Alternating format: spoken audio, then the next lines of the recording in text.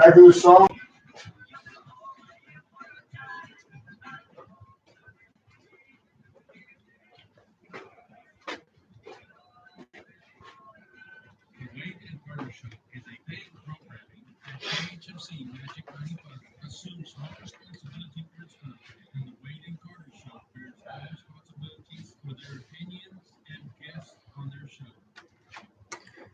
Congressman Cloud joins us. Bottom of the hour. The NHL a step closer to returning. The third wave is coming, folks. Don't say we didn't tell you. And the Oregon lockdown has been ruled unconstitutional. All that and more coming up in today's Wade and Carter Show.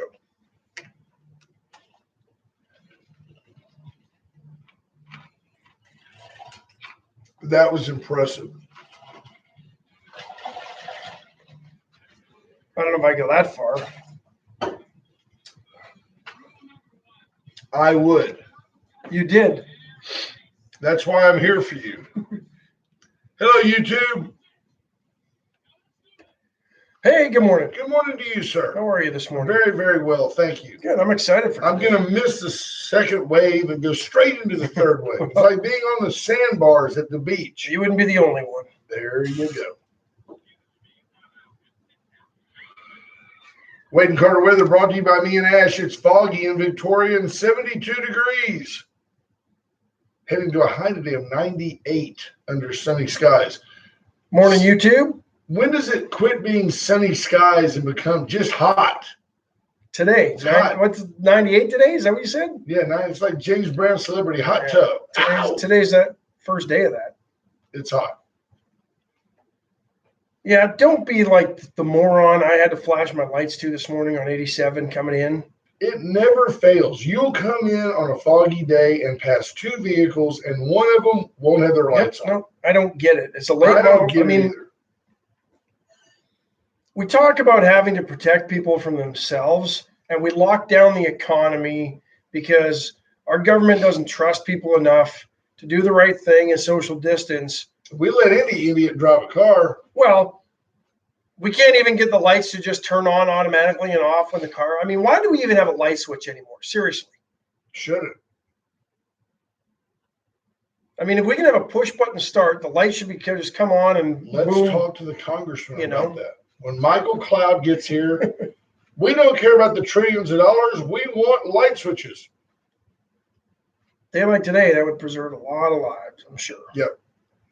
David Rice, good morning to you. Bobby Leister, Lisa Poole, Marvin Mickish, Chris Conrad, good morning. H.R. Mallory. There's Judge Posey. Judge Posey, good morning. David Glass, Randy Langston checking in, Bob Watley.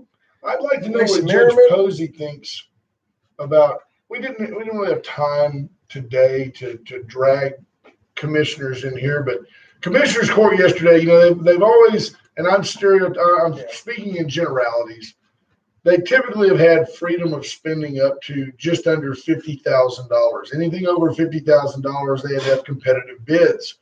And they had to go through a formal bid process. Commissioners yesterday discussed, argued, I'm not sure if they approved or not, with two loud dissenters, Kevin Yannick and Commissioner Clint Ives.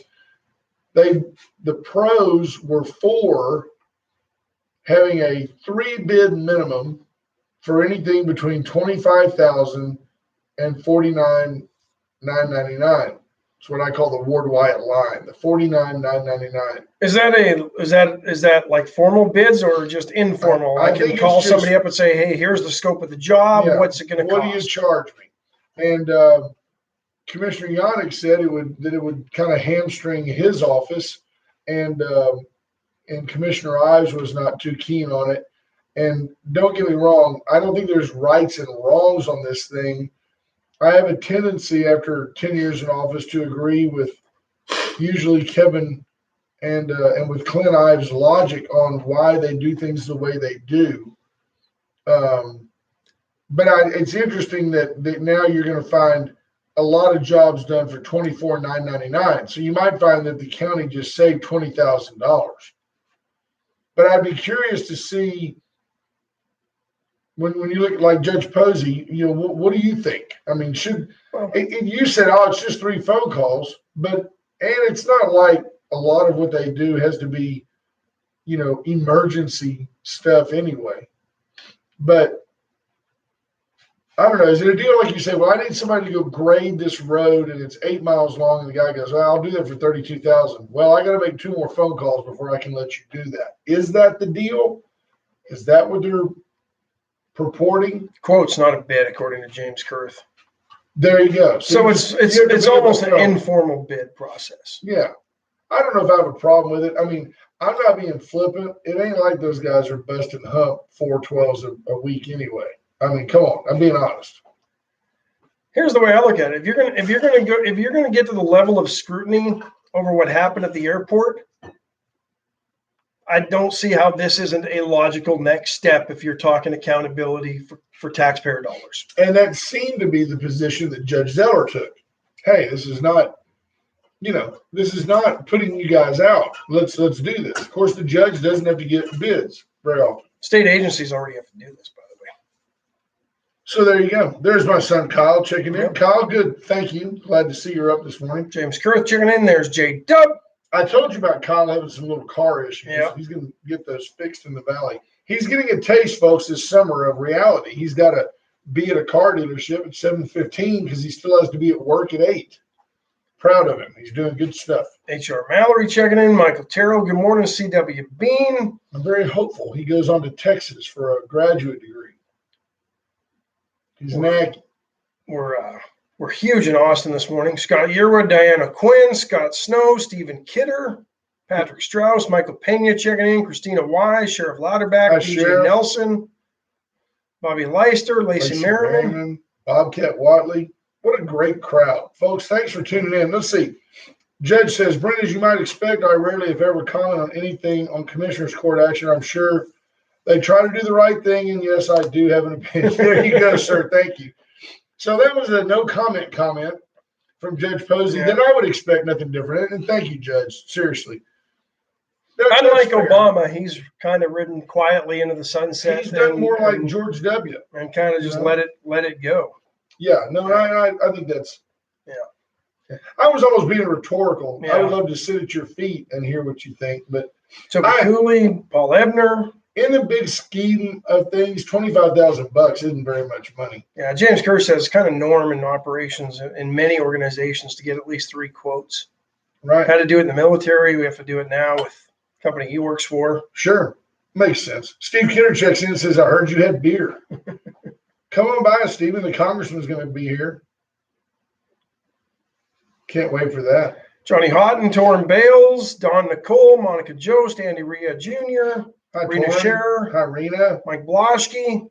Michael.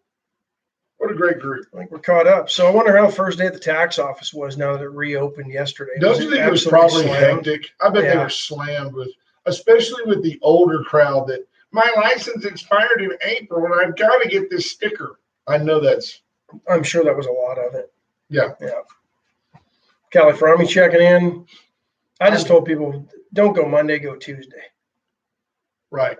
I'm probably going to go by today. I need to get one I've got the receipt for the inspection. I've got to get Kyle's card. There you go. Rena says it went smoothly. Good to hear. Of course it went smoothly. Rena demanded that. People are paying attention. People are mindful. Can you see Rena walking around that lobby with like an AR, a semi-automatic assault weapon? That's on the ban list in Canada. Just saying, be still. She's still got a bump stock from the 80s. Grandfathered in. Right? Something she got from Calvin. Just in case people get rowdy. That'd be our luck. That'd be a Victoria story. Mayhem ensues at tax collector's office. No, you've just created the story. It's fake news. Rena cleans house. No shots were fired. No. Less shots checking in. Speaking of shots, less shots. We need less shots. Natalie Mayer, good morning to you. So the NHL and the NHL Players Association put together a path to recovery task force. Right. One of the ideas they proposed was playing, resuming operations and playing in 6 or 7 central locations, maybe multiple games a day, no fans, areas that aren't hard hit, where they wouldn't overtax the healthcare system because they would need, the testing and all those things Right. in place that they say they're going to need. So immediately what comes to mind for me is Houston. HR Mallory says he wasn't sure if that was satire. He's probably running down there right now in his trooper car. Toby Cooley says he's dreading the DMV for his license renewal. So what do you make of Major League Baseball players, many of whom are saying, we're not going to play. We're going to play for half the money? Well, why? If you're only going to play half the season, I guess the logic, folks, is that Major League Baseball contracts are guaranteed. But you would think that the Players Association would wink a little bit at management ownership and say, hey, we're going to throw you a bone here. I mean, I can't see paying Justin Verlander $35 million for 17 starts. I can't see it with no fans in the stands. $2 million start? Yeah, come on. Wow, the fans don't pay the tab anymore anyway, so it don't matter. No, but I mean, for the ownership, it almost seems like, can't we work together in that regard? Maybe this is a big leverage ploy where it is kind of our league. Yeah, I mean, if that's the case, stay home, and I'm sure there's a hungry enough kid in AAA wanting to come up, or AA that would take your spot. And of course, now you're a scab for life, and everybody hates your guts. You're not locked out. I'm sure there's an aging veteran who wants to prove he's still got one more season in him or two more seasons. And think about it from that perspective. You got a veteran who maybe his body couldn't take a 162 game schedule. Right. But all of a sudden you're playing 80 games. Like Jamie Moyer comes back and wins a Cy Young at the age of 50. And all of a sudden you can crank it up for 60 out of 80 games and make a decent paycheck. Yeah, BJ Nelson says the DPS office needs to open back up. That's a licensing office and all that. I agree. Ours here is terribly inefficient. Either it's undermanned or they're just lazy and slow. It's always been that way. Yeah, I don't know is this just in response to the COVID? I guess BJ said she called Jeannie Morris's office and they said that they're in no hurry to open up. Yeah, but there are other DPS offices open. I don't quite get it. And ours was shut down after the Hurricane Harvey for almost 2 years. Yeah, no, they're tremendously inefficient at best. Lazy comes to mind. Who's making the decisions there? It's not HR. Well, is it anybody locally even?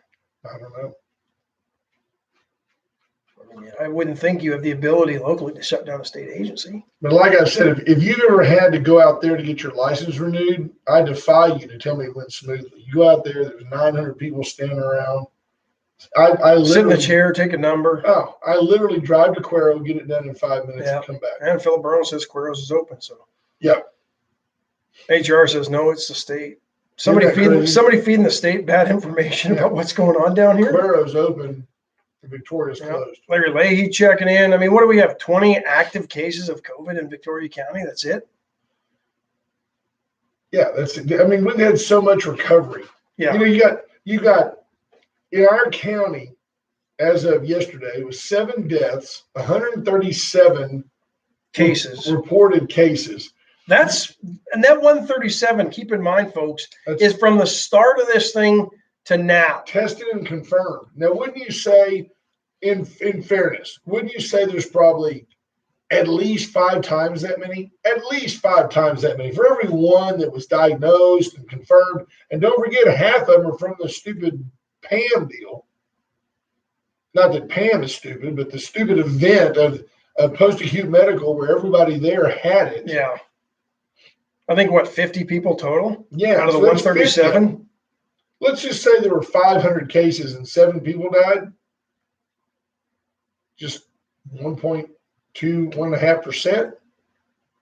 Well, now they're saying of the confirmed cases, not of the county. It's not like 1,000 people died here. No, and now they're saying that the rate of death is about 0.2%. Yeah. Eric Alex checking in. Michael Terrell says, if you have your birth certificate or current passport with you when you're renewing your driver's license. Thanks for that tip. There you go. It's time to get out and support our county. And when you do that, and you have a car problem, you need to call Allen's Rigger Service. 578-6300. Allen's is your go-to tow-to. He'll take your Yugo or your 18-wheeler wherever it needs to be. Allen's Rigger Service, clearly, undeniably, the leader in this region, has another office now in Port Lavaca. Refugio. They get to Port Lavaca all the time. They have an office in Refugio. 578-6300. That's the number you need. Chesnick Furniture Company, 116 West Wan Lin. Been in business for 100 years, and I had a listener call say, "Hey, we're heading to Chesnick's. We're needing a new sofa, so we're heading down to Chesnick's." 50% off. Yep. Right Enjoy now. that. Celebrating 100 years, 50% off. The VCS companies, Rocket Oilfield Services, and the only locally owned and authorized AT&T retailer, are all right here in Victoria, part of the Hartman Communication and Electronic Empire. Reach out to the standard of integrity and quality in our region for your home surveillance, home security, surround sound, fire suppression, fire detection, Communication, entertainment. They got it all. They can solve all those issues for you. They do all of it. You can do that, put it all in your new building, your new home, your new barn dominium, she shed, Man cave, whatever, SCT building systems. shop. 564-8864. That's Clayton Helt. He and his wife, Casey, another young, aggressive, local business growing by doing things right. Reach out to them, and they will help you with your next structure. Amy Mundy checking in. Joy Hancock, Matt Boucher. Good morning, everybody. A couple of things we'll get to when Congressman Cloud joins us. We're going to certainly talk about the HEROES Act that has been proposed and introduced by House Democrats. And then we'll talk about another endeavor.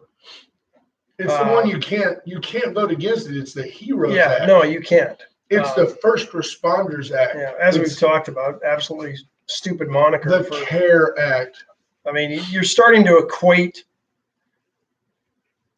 COVID with wars and such. The Propaganda Act.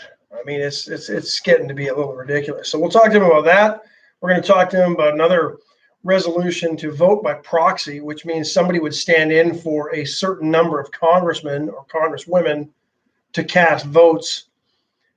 And if you think coalitions, right? The little coalitions and lobbyist groups. That's my worry that's going to turn into. You think the pork is bad now? Wait till all of a sudden you need 10 votes instead of one vote.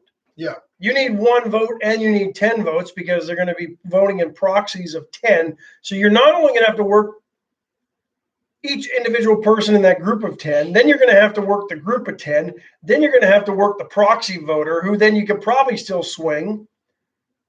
Well, that's kind of, it's like, I'd like to give you my proxy vote, but I need some work on the seawall in Galveston. And if I don't get it, I'm not going to vote with y'all. Well, this is not about that. This is about business stimulus. No, we need the seawall needs to be repaired.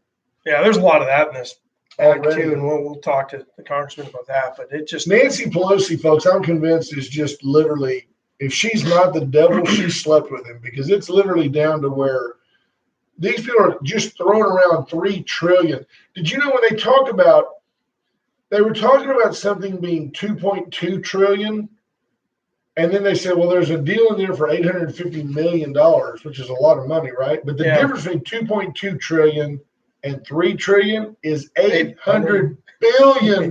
Yeah. $800 billion to get from 2.2. So that 850 million looks relatively small. It is small. It's nothing. Robert Bird checking in. We're huge in Arkansas this morning. Jimmy Driscoll checking in. Toya Stone, good morning. What if they had to get bids for everything over $25,000? You know how long it'd take you to spend $3 trillion, $25,000 at a time? 3 bids. They'd never get it done. Forever. Oh, so we'll talk all of that bottom of the hour here. But before we get there, what's the one thing you and I kind of warned folks about a few weeks ago? Okay, there's that. But we warned people when we started talking. Remember, it was flatten the curve. Oh, yeah. Then it was, then I don't know we got to prevent deaths. Then it was, well, now we got to stop the second wave. Got to get ready. The second wave's going to come. As soon as we doom and gloom, soon as we open back up, there's going to be a second wave. This one could overwhelm our health system. Yeah. Guy in California is already talking about the third wave. Yep. Rash and I told you it was coming. Governor Gavin Newsom is already talking about a third wave, and we have to get ready for it. We haven't even hit a second wave, folks. No. If there is going to be a second wave. And he's already talking third wave, and we've already said, what's next? What third wave, fourth wave, fifth wave? I mean, when do the waves start coming? Right. You know, I think the analogy we use is sitting out there on a surfboard waiting, as all these waves roll in. Sure. They never end, right? They never end. And it's not going to end. And then you had Fauci go so far as to say, hey, even when we find a vaccine, we're not sure it's going to work. And for some people, it may make them worse. So basically, that's political speak for there's no end in sight. There's no end in sight. Although I did read yesterday, there was some vaccine trials that have shown promising in small scale testing, and they're moving to wide scale testing. So we'll see how that does. But I'd use that. I would test that on all the inmates. See how that works for them. We used to do that in the 50s and 60s here. I like it. But it's just, the rhetoric is just ramping up. And the West Coast is just absolutely crazy with some of this stuff. But I can't help but wonder that this is all now political, and they're just trying to sabotage an election. There's no doubt. And the problem is, if you had honestly, at this point, the Dems might be better off with Beto than Joe Biden, because he's Joe Biden, folks, is on a mental spiral that is sad and observable. And I have no doubt that if the guy were to get elected within 6 weeks, they'd say, oh, well, guess what? He's not fit for office. We're promoting. Lately, I've heard Stacey Abrams as maybe a running mate. Matt Oker says, can you blame these tyrannical politicians? Who votes for the candidates who want to do less? Well, good point. Good point. They always promise more, and everybody wants a promise and handout. Deliver. Tom Price, Chicken, and James Kerr says, do you think this thing will die off like SARS? It is a SARS variant. We don't know. I'm not an expert. I didn't stay at a Holiday Inn Express last night, but I'm not living in fear of the second, third, fourth, or fifth wave either. I've got things to do. But there might be something to it, James, because if I'm not mistaken, Florida and Georgia opened up a whole lot sooner than us, and they tend to have a rather warm climate, and I don't believe they've seen a second wave in cases. Yeah, don't you remember early on, everybody, not just some, everybody was saying, oh, this thing will die off in the summer. As soon as temperatures reach 80 degrees, it can't live. But yet the Democrats are still purporting mass hysteria and fear. Dems can't have that happen, because that would mean President Trump was right. We have gotten to the point where the parties are so divided that the other guy is never right. No. They're never right. And that doesn't make sense. Sherry Lynch checking in. Clint Ives, good morning. Commissioner Ives, we did mention the Commissioner's Court yesterday, and I'll get some data from you later about the 3-bid process.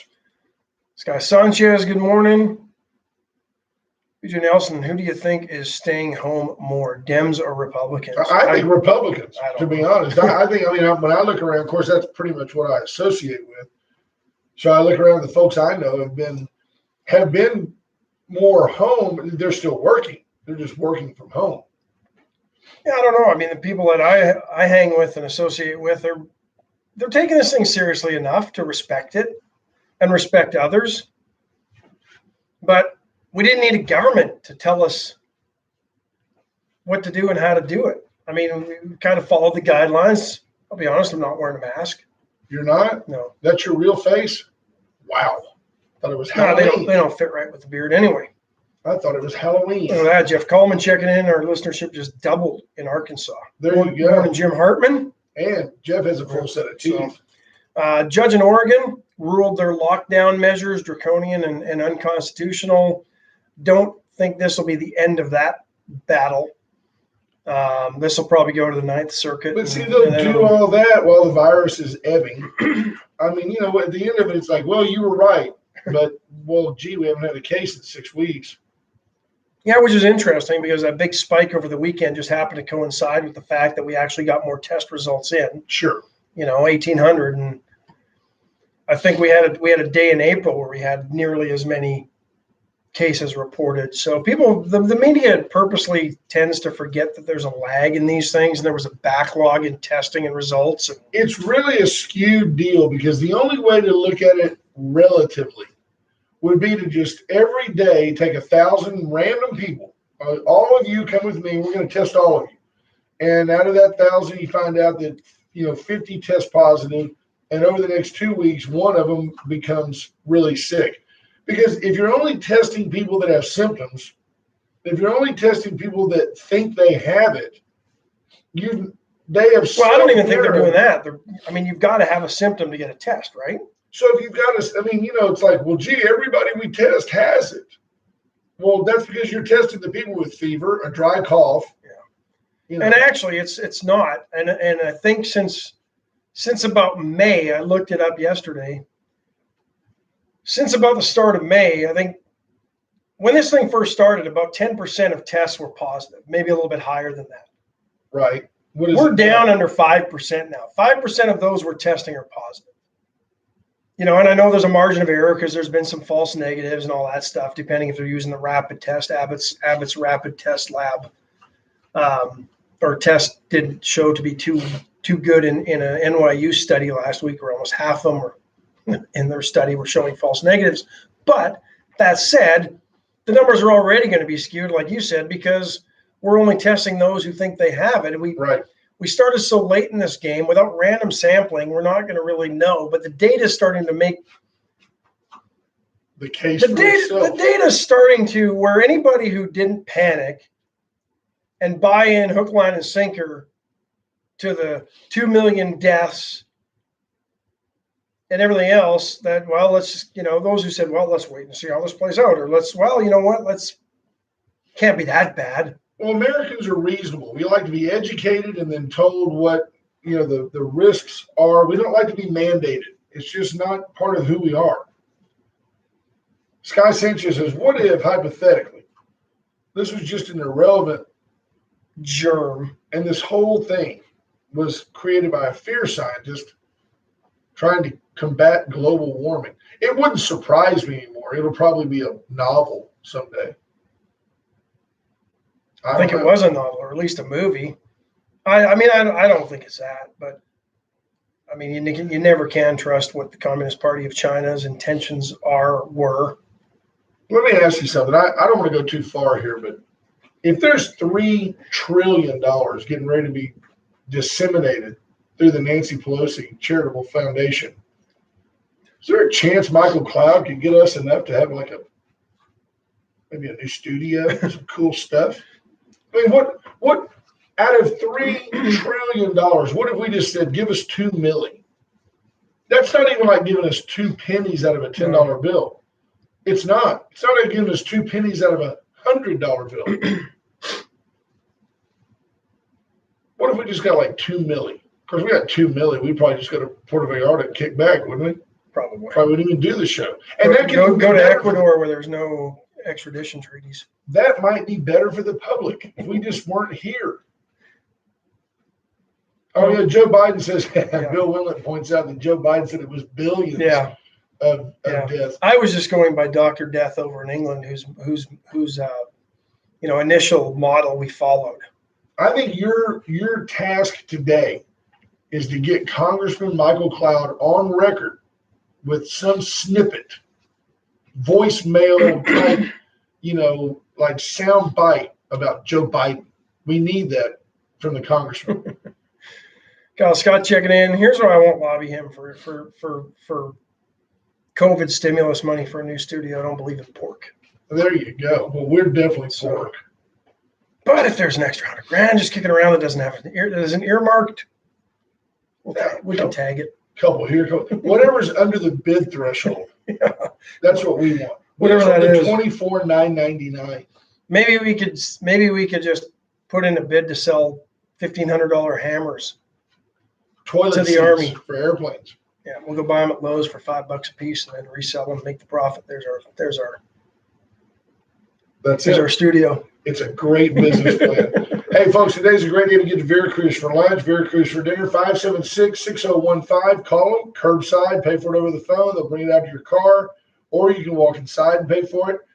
They've got plenty of room for you to socially distance yourself from other folks. Veracruz serving their full menu. Fantastic. Best tortillas, best guac, best queso, best hot sauce. Get it all today at Veracruz. Razor IT Solutions, JP Hull and his crowd will help you with your analytics, building a brand, building a website, collecting money on your webpage. If you're Veracruz and you're listening, call JP. He can get you a pay button on your webpage. Oh, you don't have a webpage? He can help you with that. And he can. That's what he does. The Atzenoffer dealer since 1926. Atzenoffer.com if you want to stay home and shop safely. Just Simply Victoria's dealership. You need Cadillac, Mazda, Mitsubishi, Chevrolet. They've got them all. Pre-owned. They've got a great selection of pre-owned vehicles. You need service. They've all got makes that. and models. You get an fender bender. They can do all the body work as well. There you go. And Dwayne Proctor, GDP Techs, 550-4744. He'll help you with your laptop issues. And all of our swag, all of our T-shirts, all of our banners, everything Compadres designed. All of our banners, all one of them. Our one banner, our one belabored banner. We're working on a new banner, but we won't go anywhere but Compadres Design Inc. Morning, Adam Sugar. Johnny Houghton's checking in. Yep. Jeff Coleman asked, will political division get better or worse? You know, that might be a good question for the congressman. So as he's studying his notes out there, we'll interrupt his studying and ask him to come on in. He's playing Fortnite. He's playing Fortnite. He's trying to beat his kids in Fortnite. He's got his buddy Mark Longoria with him. We're just in a good spot. Mark, will you come in, and when the congressman gets set, maybe you can turn. We'll give him some FaceTime. Hello, great sir. Hey, how are you? How are you, Michael? Good to see you. Good to see you. My arms might be a little too short. There we go. I saw your lovely bride and two kids the other day, I think at Target. That is very possible. Dawn and I spoke and said, That's that Target, huh? We just asked how you were doing, and she was very upfront. She said, just uncertainty. Am I going to Washington? Am I not going to Washington? Are we going to get together? We're not going to get together. She said, it's been stressful for you, just trying to serve and be everywhere you need to be and where you think you need to be amidst all these, challenges. Well, I'm a planner, and so, I like to plan and set a goal and go for it and get stuff done. And of course, especially last week, Monday, we're not going to Washington. Wednesday morning, we are going to Washington. Wednesday night, we're not going to Washington. Thursday morning, we are going to Washington. So, I figured DJP. Sounds like the Cowboys. I figured President Trump would just send down the jet. Send down the jet. Yeah. So Jeff Coleman asked a question, and maybe we'll start off the discussion with that. Will political division get better or worse in this country? That's a good question. Or will it get worse before it gets better? We're headed into November. All right, he just answered it. It ain't getting any better anytime, at least not till November. Unfortunately, I do what I can to be the change you want to see, supposedly, the way that's been said before. But unfortunately, so much that's happening in Congress is really about the election, and certainly this last attempt at a bill in the quote HEROES Act was really not an attempt at legislating, but it was about messaging and also providing smoke screen for the proxy vote. But just since you've been there, it's just gone even more into the lunacy era. Don't pin that on him. No. I mean, because I look at it differently now. I'm like, well, I know Michael Cloud, and I know Michael Cloud's not a part of this. So then I'm looking at it and going, it's just crazy town. It's gotten to be that way. I mean, if you think of all the things we've gone through in the last couple of years, we had about 2 weeks of sanity after impeachment, and we thought, okay, maybe we'll get back to legislating for a little month, not really. Do you remember, though, early on, you voted against something that on the surface seemed like it was a good idea, and you said, no, I didn't like it because, in all fairness, You have to narrow it. yes, there have been so many things. Whatever it was, you made the correct vote, but it was kind of like the way it was framed. This was good for everybody, and it was good for our region. And I think the folks in Corpus were the most irate about it until you explained this is just pork, and it's not really what it's supposed to be, and it's not what we're supposed to be doing. And that was just like a couple of $100 million. Now you guys are doing stuff in the trillions. We've leapt over. Yeah. They're talking about giving away half the money that was spent in the history of the Afghan war. Yeah, during the Reagan years, it was, if you keep spending millions after millions, soon it'll add up to some real money. Now it's billions and then trillions, It's crazy. I mean, you start talking, you passed the first bill at what, 2.5 trillion or whatever it was, and now you start talking 3 trillion. You start numbing the voters and the population to that number, right? Yeah, it's so abstract, Yeah. Nobody What's $1 trillion? Nobody can know. No one knows. No one The knows. reason you numb them is so you can push the Green New Deal. And you say, hey, what's a couple of trillion for this? This is for our future. Well, and for context, all of World War II in today's money cost about $5.5 trillion. And we had a $2.2 trillion CARES Act, plus came back with another 500 or so billion. So we're up to about almost 3 trillion in spending, plus there's some lending authority that the Fed has.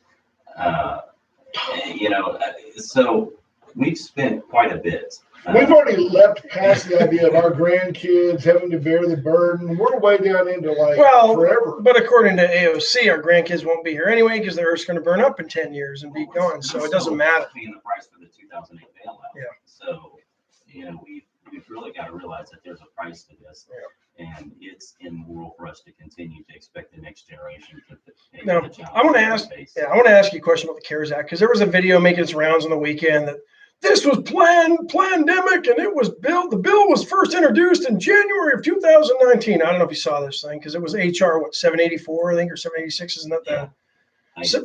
So was that just a process to speed it through by attaching it to a bill that had already been introduced long ago? And yeah, what happens a lot of times, and I'd have to go back to look at the specifics of this bill and how it got to where it is, but a lot of times in order to speed something through, it's crazy that this does this, but Obamacare passed on, it wasn't an Obamacare bill, it was a bill on something else, and there was, through process of reconciliation, they hold bill numbers basically, and then they pass an amendment that says, we're going to replace all this text with all this text, and it's an amendment, and it means something completely different. I mean, that kind of stuff should not be allowed, it should not be germane.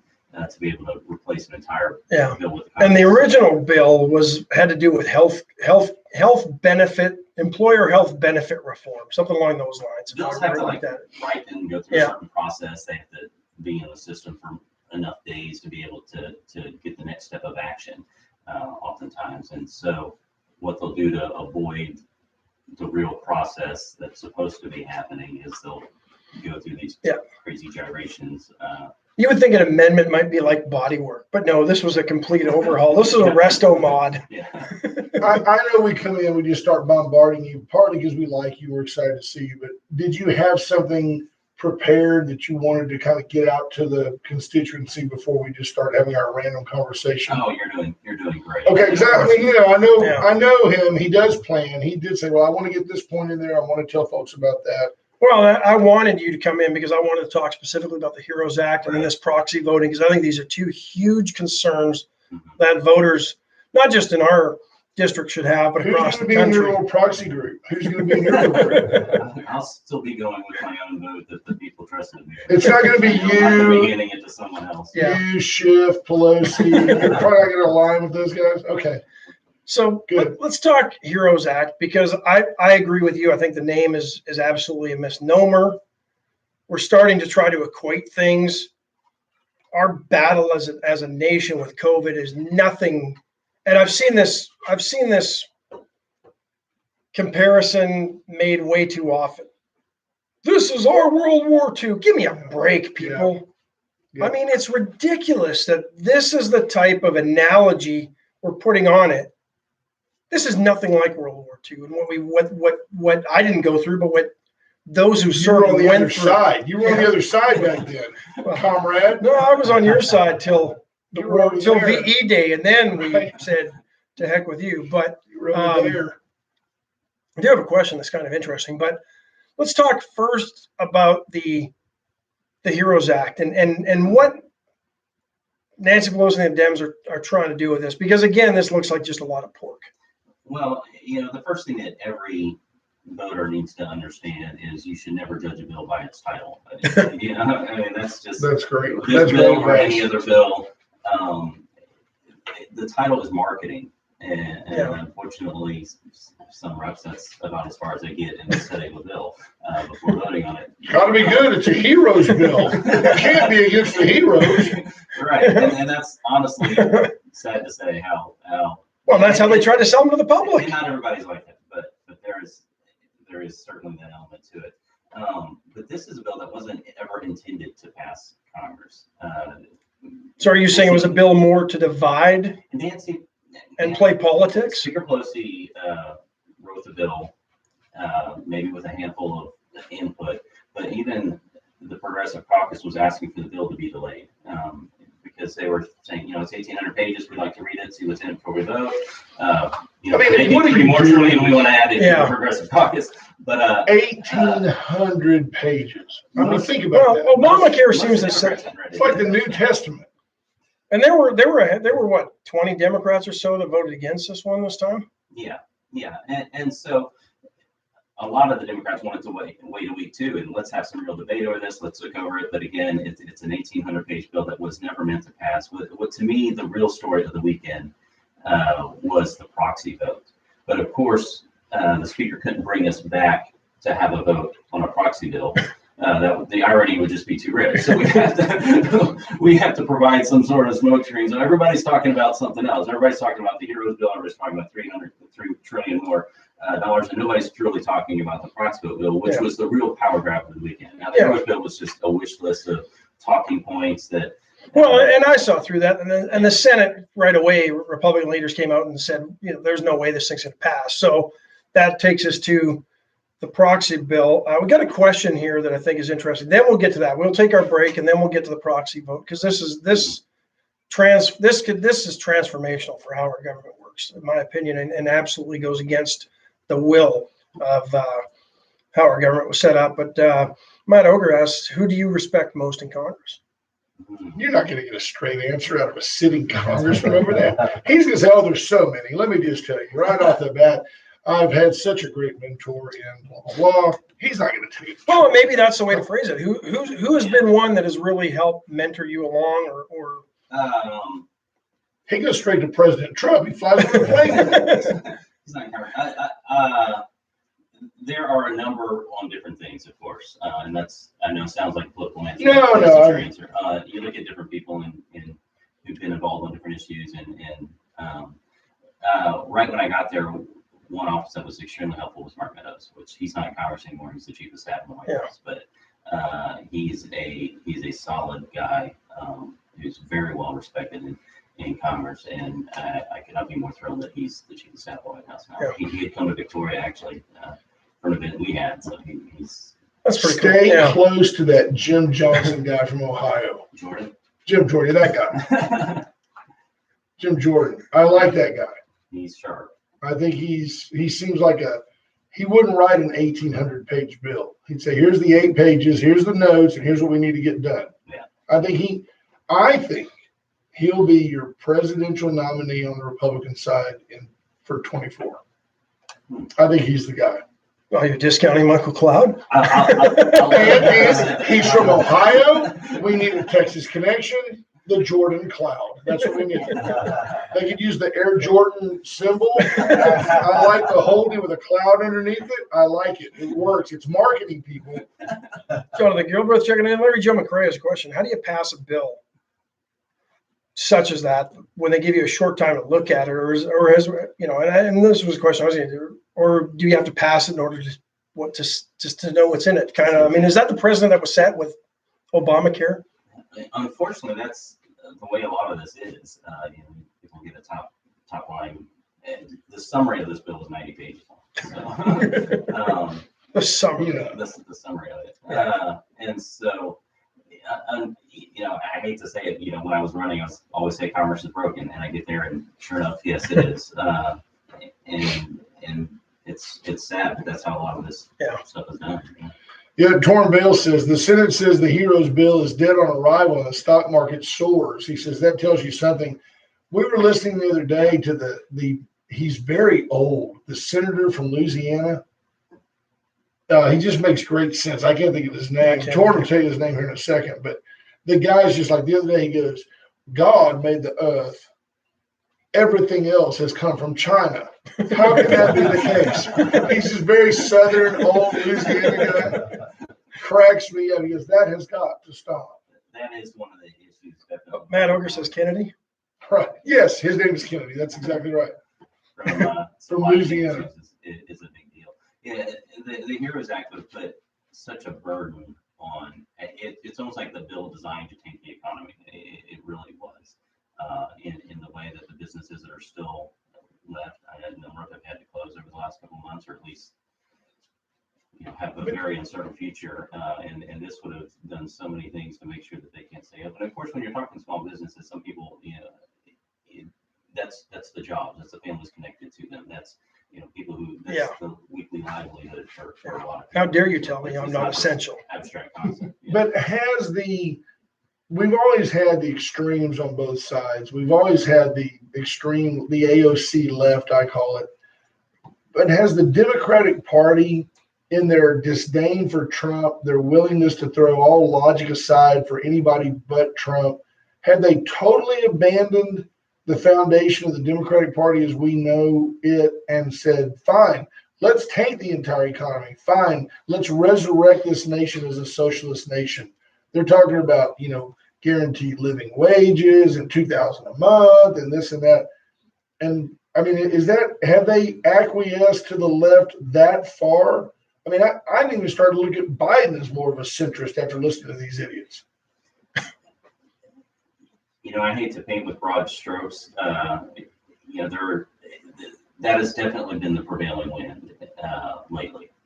Unfortunately, there's some the moderate Dems that I see in Congress are getting fewer and smaller between, and they've been targeted honestly by the progressively. Is it possible for you guys to reach across the aisle and not convert them? But I'd much rather work with someone who's at least close to where, okay, we don't agree on this or we don't agree on that specific issue, but we also both agree that being a socialist nation is not the way to go. Can you kind of recruit some of those people? I mean, is that kind of because I'm sure that the far left looks at you as like some kind of a, crazy person, right winger, and I think you're just normal. Well, thank you, I guess. The normal country. Coming from you, I'm not sure what that means. Hey, that can mean a whole lot of things. That was fair. I deserve that. I'll work with anybody on a policy that's right and what it takes to get through. And so we've done that on a number of issues. There's a lot of agreement, for example, on supply chains right now and what needs to happen on bringing stuff stateside back. Puerto Rico, for example, used to be one of the leaders in pharmaceutical production, but our tax laws in the 90s kind of drove them away. And so bringing that kind of production back to the United States ideally, but at least friendly countries or diversified at a very minimum to where so much is not dependent on China would be great. And there's a lot of our parts in. And once we, at least on the concept, once we get into the nitty gritty of how to do that, we'll see how it goes. But there's issues that you can still work on. After the president kind of dismantled and reworked NAFTA, does it just make too much sense to find a way to bring a lot of this manufacturing back to Mexico? We used to make a lot of automobile parts in Mexico. We had the maquiladoras down there that did lots of work. And, it's like, it really doesn't make sense to me to send stuff all the way to the farthest point of the earth from here, China, and put it in containers and bring it over here in ships. It's got to be cheaper to build it in Mexico and just put it on a railroad and send it north. Well, there's a lot of options out there. India is an interesting one too, as we begin to look at different options. Still, we need, like, our farmers need a place to send food. We grow rice, Yeah. we grow cotton, we grow sorghum, corn, and so it'd be great to have some of these markets available to us for export.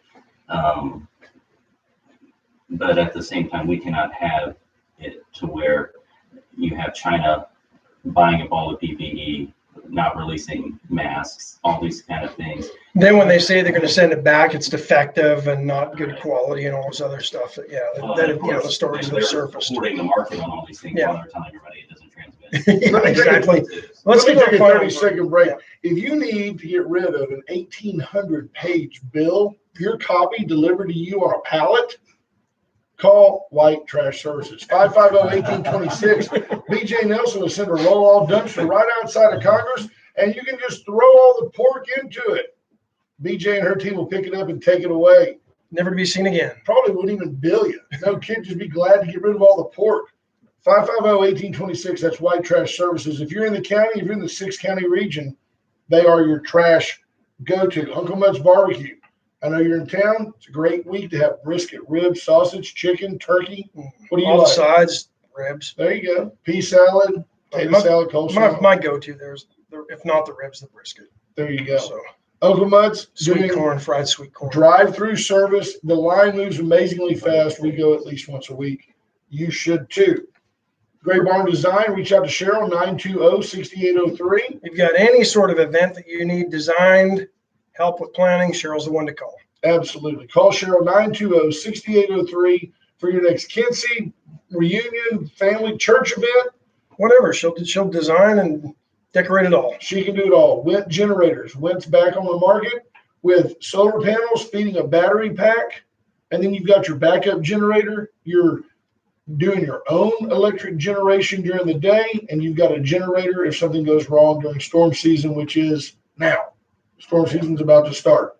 Technically did. Reach out. Early, Tropical Storm Arthur. There you go. Reach out. Of course, we don't count the East Coast, but that's okay. Reach out to Went Generators this week for a free quote. There you go. So we're back. We're joined, as often and always with great pride, by Congressman Michael Cloud. He's a local guy. I still think of you as an outsider in Washington. That's the best compliment I can give you. Thank you. I think of you as an outsider, and we sit back and watch, and I know these people are your peers. They have one vote. You have one vote. And I just look at people like Nancy Pelosi, and I think they're just crazy. But Ash is concerned about this proxy vote. He knows more about it than me. So tell him what's going on, Ash. Well, from what I understand, I'm trying to make it real quick Cliff Notes version. Nancy Pelosi wants to basically align one person to represent 10 representatives. Yeah, So basically voting, she calls it a proxy vote. Yeah. In the House, under the plan. Yeah. That's just not right. It can't happen, right? I think there's certainly to be a court challenge over this. We have people looking into it right now. There's a constitutional quorum requirement. So that's not House rules that we're changing. That's in the Constitution. Right. Requiring a quorum. Now they're going to try to make the case that you can be present and not be present somehow. So you can tell me, hey, I can't be there for the vote today, but I'm voting nay. And I'm like, well, I'm a nay too. We could get 10 nays together. Right. And whoever's there would be the one to, hold up 10 paddles and say, here, we're the 10 voting nay. Then you can watch Michael whip and watch him nay. Oh, Lord. Whip. Okay, sorry. The danger of it is, if you know how the process of it all works within the kind of weird dynamics of it, just even now we are voting in alphabetical tranches. Right. Try to keep the spread down. Only so many people in the House for it at a time. But what that has done, if you watch the votes over the weekend, you can watch it on C-SPAN. You have Speaker Pelosi sitting down at the edge of the aisle, watching every vote that comes in. Wow. Making sure that people vote how they're supposed to. So Should ideally, there's supposed the to be this debate over process, over concepts, over ideals, over these bills, and then we come to a vote and everybody votes their concept. Ideally, right? Ideally. And so now we already have people coming in and their votes being, now, if we do proxy voting, it's another way to bring more pressure on some members to not vote their conscience. And Because now you got 9 of your buddies going, come on, Michael, well, this is I good mean, for Bill. I think I've proven I'm going to vote what I think is right. Yeah. Right. But for some, I mean, it's about power. It's about control. That's what this really is about. It's the whole concept of using a crisis for your advantage. You know? And really, that was sad. You know, all weekend I was thinking about. I sent out an email last night about Cesar Rodney. Cesar Rodney was during the Constitutional Convention, or the Continental Congress, I should say. They're sitting here at an impasse. We couldn't get the Declaration of Independence passed because Delaware, there are 3 delegates that were split. They had 2 present. One was gay, one was no, and then Cesar Rodney was back home fighting in the militia.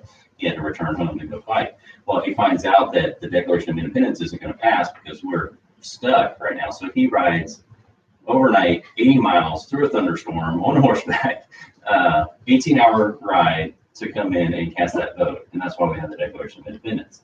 You know, so you think about that, that's the kind of heritage that we've been handed. That's what built the country. Right. And so when you run for this office and you're elected to this office and you're entrusted with a vote, it should mean something. That's right. And for us to put the work and effort into what it takes to. And the risk to your life of getting to Congress back then, a whole lot more than getting to Congress today. Well, and when you put your name on the Declaration of Independence, you're basically signing your death warrant. Right. The most powerful empire in the world. And Cesar Rodney, it's believed he wore a green scarf across his face. To prevent the COVID. COVID-1. It was COVID-1. Early adopter. No, it's believed he had cancer of the face too. So here's a man who's fighting a militia, although he's not in the best of health, and then rides 80 miles overnight through a thunderstorm. Craziness. Just to cast. We have a caller. We have a caller. So What is let's, it? good morning, caller. Good. How are you?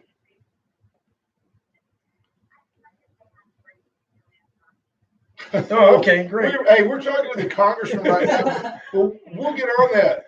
Thank you. Happy birthday. Well, and Michael All right, Cloud, well, your thank you. congressman, said happy birthday. That's great. I appreciate it. Thank you. Bye-bye. Bye-bye. That's so fun. I just knew that was going to be somebody with some deep, it was some. I thought it was going to be one of the best questions we've ever had. Yeah. The only thing better would have been, do you have the tickets? Can I have the tickets? What tickets? That's great. That's great stuff. What's your, go ahead. Where do you think this is going, this proxy vote scam? Obviously, I'm not in the speaker's inner circle to know what the next bill is. But if you look at some of the bills that were passed recently, there's an attempt to pass them by unanimous consent, which basically means you go down to an empty room and you say, "Does anyone oppose this bill?" I don't hear anybody. After a raucous debate. Well, and in all fairness, that's happened on both sides, no matter who was in control, and it shouldn't happen. I remember the first time it happened when I was there. I was sent home and we were told, "We are going to give you 24 hours notice before a vote. We're not going to have any. There's no plan right now." Next week, I'm sitting here back home where we were supposed to be, serving the district. I get a headline: "The House just passed a bill." What? And so it's unfortunate that that's how Congress runs. But Steve Kidder, one of our regulars, has deemed that the best call ever. We're right in the middle, talking about a man potentially with cancer, leaving the militia to sign the Declaration of Independence. A ring. Can you wish happy birthday? That kind of sums up this show. That kind of sums us up. That was pretty good. So, Tormel says timing is everything. any other last thoughts before? Yeah, they are. Any other final thoughts or something we didn't get to today that Well, we're working right now to go throughout the district and just encourage what we can do to continue to move forward on this. If the governor started to open up the state, happy to see that, and for us to just move forward in a way that's I think we can emerge from this safer, better, stronger. I think there's a way for us to do that, and for us to continue to do that responsibly, of course. There's so much it's critical that we get things moving right now. There's a point where you have pent up energy that comes back, but there's a point where the very structure of the economy begins to atrophy. Right. And again, when we're talking economy, sometimes people think numbers and spreadsheets and all, but we're talking about people's lives, people's livelihoods. We're talking about businesses that have been built over generations, and all the people and families employed by them. We're talking about the future cures. We're talking about future kids going to school and education and everything. Poverty is one of the most strongest indicators of poor health care. Yes, sir. And so if we're sending people into long-term unemployment and those kind of things, we're going to have very real challenges. Well, I think that's one of the things that's sort of been, if there's anything that's really been politicized with this, it's the fact that if you only care about the economy, you don't care about anybody else, and you're just Dr. It's Death. hard to place it in this economy, but it's not. They're intertwined. They are, very much so. But if in 08, when everything crumbled, we were in the middle of a really weak economy. This happened in the midst of a robust economy. And I totally agree with you. The synergy of negativity is very real. If you're closed another week, maybe it takes 3 weeks to bounce back. If you're closed 2 weeks, maybe it takes 9 weeks to bounce There is back. an exponential factor. Yes, sir. Yes, sir. That's my fear. For us to begin to move forward responsibly. But the only exponential factor that matters was this one for the COVID deaths, right? Well, Crush the the curve. thing that's the issue with that whole conversation is, of course, we talked about flattening the curve, but there was another part of that chart, and that was the dotted line that went across the top that showed healthcare capacity. The point of flattening the curve was to keep the curve below to make sure we didn't overwhelm our hospitals, and in that element, we've done a good job. We've increased for the most part, aside from maybe some hot spots, but we managed to do that. And then they shifted they moved the goalposts. Even in New York, though, we never exceeded our hospital capacity.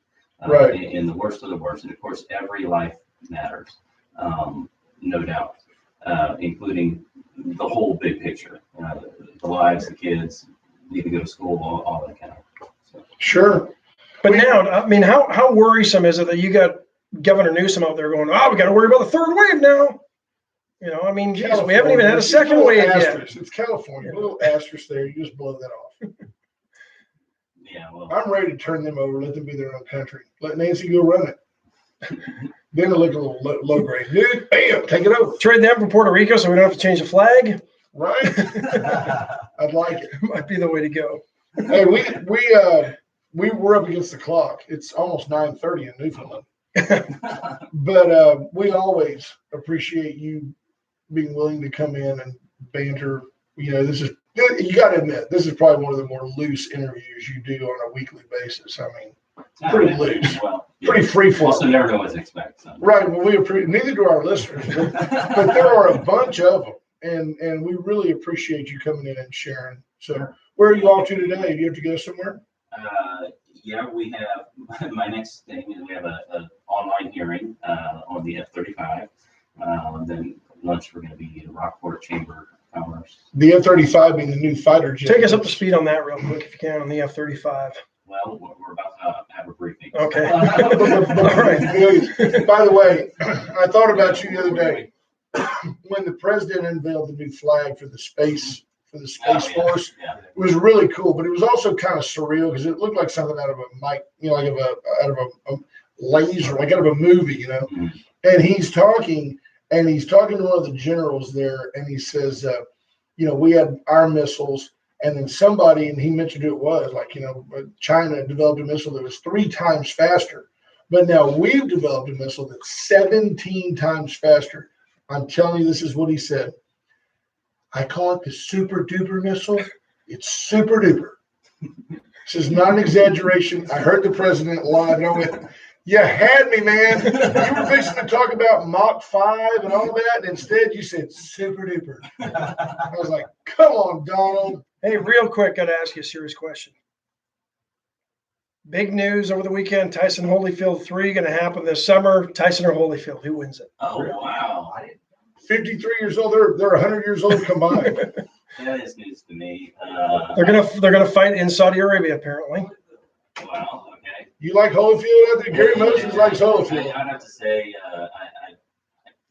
I like Holyfield. I like people that don't bite people's ears. Tyson will be forced to wear a muzzle in the deal, but it's mostly for it'll look like a Hannibal Lecter. I'm just thinking Tyson probably needs the money more than Holyfield, so he might be a little hungrier. Pardon the pun. For a piece of gristle. Yeah. Cartilage. Unbelievable. Hey, we appreciate you coming in. Next time you come in, we'll get an update on what all is going on in Corpus and how the bridge project, where they're at on all that, and how that's going to affect them.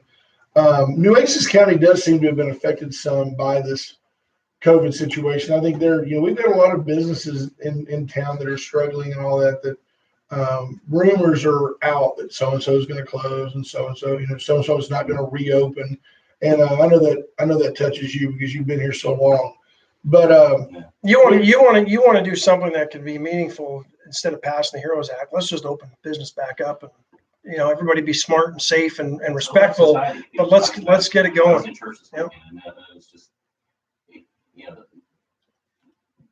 these aspects of life are important, right? Seeing friends, seeing family. This is. Well, it's the easiest way to break a church is to make them where they don't have that sense of community. The easiest way to break a community is where you don't interact with your neighbors. Next thing you know, you're only thinking about your own interests. There's no empathy. And then the next, then everybody says, well, I don't know what to do. Let's just give it to the government. The next thing you know, we're Canada. It's like being Canada. Let the government tell us what to do. Not quite, but close. Close. Yeah. You got the Astros cap in the Canadian. I do. Yeah. Well, yesterday was Victoria Day. That's like his homage to Terry Poole, who was both a Canadian and an Astro. There you go. Final thought, Caleb Shaw says, thanks for fighting the good fight for us. Stop Nancy and her nonsense. Thank you. Thank you for being a Texan, and thank you for being our Texan in Congress. We appreciate you very much. Sure thing. Yes, sir. Thank you. Travel safe. Appreciate it, Michael. Thanks for joining us. Appreciate everybody. We'll see you all back here tomorrow. Hit the finish button, Mark, and you're a good guy. Bottom right over there.